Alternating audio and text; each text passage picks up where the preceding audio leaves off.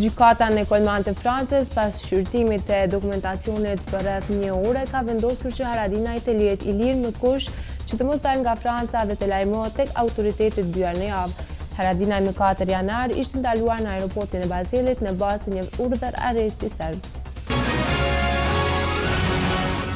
Ish zëvendësi shefi i Agjencisë Amerikane të Inteligjencës CIA, Steven Meyer, ka dhënë intervistë javorës Beogradase në Delnik, ku ka sugjeruar qeverinë e Serbisë që të heqë dorë nga dialogu aktual me Kosovën dhe të propozojë ndarjen e saj në vija etnike. Qeveria Vučić se pare duhet të informojë BE-n dhe Prishtinën se pezullon pjesëmarrjen në procesin e Brukselit, sepse pas 3 viteve të ngurimit të vazhdueshëm të shqiptarëve të Kosovës, ende nuk ka arritur përparimin e rëndësishëm. Procedura e ekstradimit për Ramush Haradinaj do të vazhdojë, ka bërë të ditur Ministria e Drejtësisë në Serbi.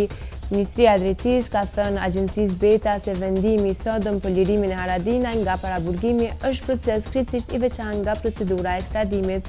Po ashtu, kjo ministri ka njoftuar se Haradinaj nuk mund të qëndrojë në burg përderisa pret procedurat e ekstradimit. Presidenti i zgjedhur Donald Trump ka zbuluar në konferencën e tij për shtyp të mërkurën se miliarderi i Dubait Hyssein Saivani u përpoqte arrinte një marrëveshje $2 miliardë SHMT fundjavën e kaluar dhe unë refuzova, ka thënë miliarderi ditën e djeshme. Unë isha detyruar të refuzoj, por siç e dini, unë kam një situatë konflikti sepse jam president, shto ai. Kjo është një gjë e mirë për biznesin tim, por unë nuk dua të përfitoj nga asgjë.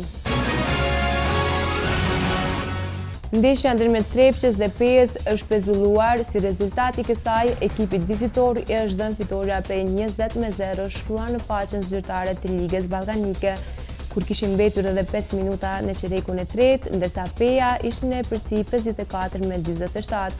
Tifozët vendas filluan të hidhin gjësënten në parket, ndërsa njëri prej gjyqtarëve dhe një prej lojtarëve mysafir është goditur. Për informacione më të hollësishme, klikoni gazetën online parotlla.net. Mirupafshim.